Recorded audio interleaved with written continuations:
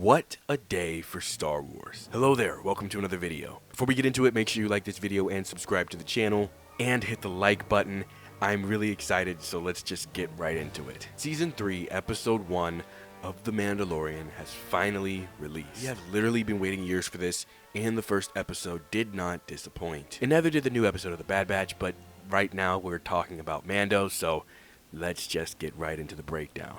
So, the episode starts off with the Children of the Watch, which is a Mandalorian sect, celebrating another young Mandalorian joining their sect. Before they can finish the ceremony, a giant crocodile turtle monster thing jumps out of the water that they are celebrating in. They have this big fight, it's really cool, and Mando ends up coming in and finishing it with his new ship that he acquired in one of the episodes of Book of Boba Fett. He talks to the armorer and she tells him that there is basically no hope for him to be redeemed. And Mando basically says, if I can bring you proof that I have done what I need to do to be redeemed, which is apparently bathe in the mines of some springs on Mandalore apparently, that if he can bring her proof of that he will be redeemed and accepted back into their group. Basically just saying, if you can do it and you can bring me proof, then yes, you will be accepted back. The Mandalorian leaves the armorer to go to Navarro, and while in hyperspace,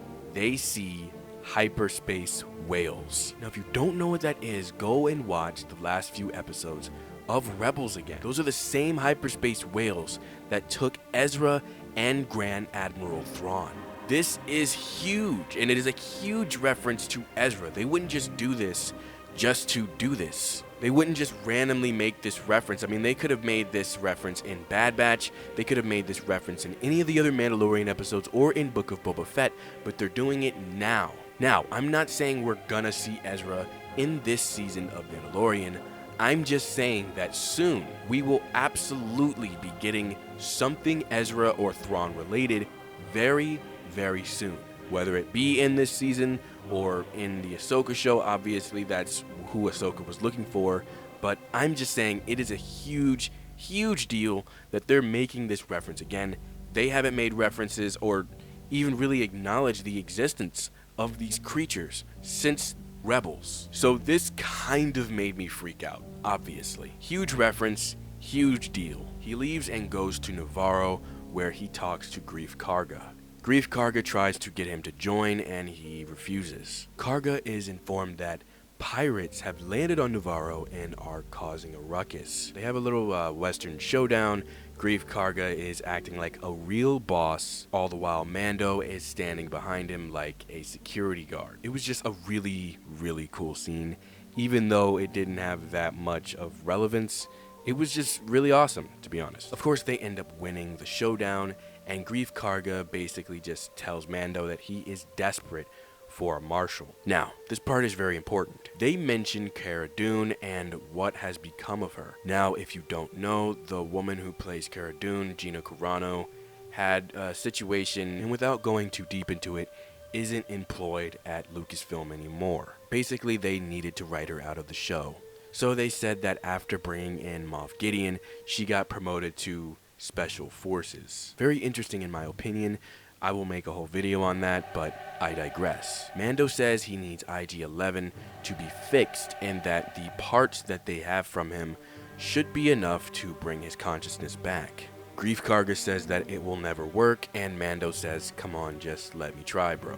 So he tries to bring him back, and he does, but he ends up bringing him too far back, all the way back to when he was an assassin droid, still on the mission to take Grogu, or rather kill him. They shut him off, and Greef Karga basically says the only way to really fix him is to bring him to like some really, really good mechanics. So they bring IG-11's parts to the Inzelans, which is the same species as the character from episode 9, Babu Frick, who did what he did to C-3PO. If I'm being completely honest, I've only seen episode 9 one time, so yeah. They basically say in order to fix him, they need one special part that they don't have and can't really get their hands on. Mando says that he will find the part one way or another and bring it to them so that they can fix IG-11.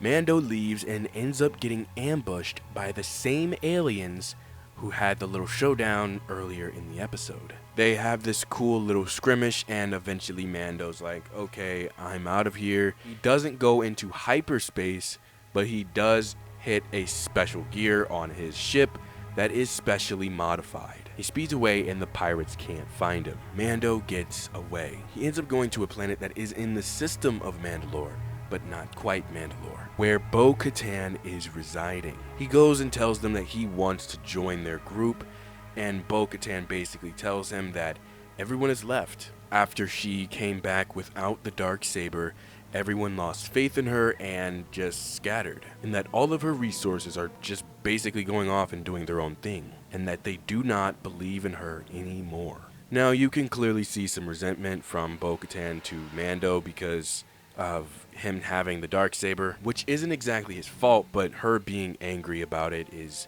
completely valid. Bo-Katan tells him off and kind of just tells him to leave her alone, and that all he has to do is wave around the Darksaber, and that the rest of the Mandalorians will follow him. She was saying this very, very sarcastically. You could tell she is extremely salty. And Mando basically tells her, I'm going to Mandalore to get redeemed. Bo-Katan basically says there's nothing special about the springs and that the planet is poisoned. Mando waves off her warnings, which is completely understandable, especially because of how salty she is being, and leaves. End of episode. I really, really liked this episode. It wasn't anything huge, but it was just a really good intro episode. It tells us exactly where Mando is going, maybe not the entirety of the season, depending on what the other episodes are going to be about, if they're going to be filler episodes or side missions, but at least the first few episodes, we know exactly where it's going. Mando is trying to redeem himself. I really like the references here and there. The whole pirate thing was pretty cool, and I will give my full opinion on the Cara Dune thing in another video, but I don't know, that was an interesting way on how they explained her absence. I cannot wait for the next episodes of The Mandalorian. What do you guys think? Let me know in the comments below.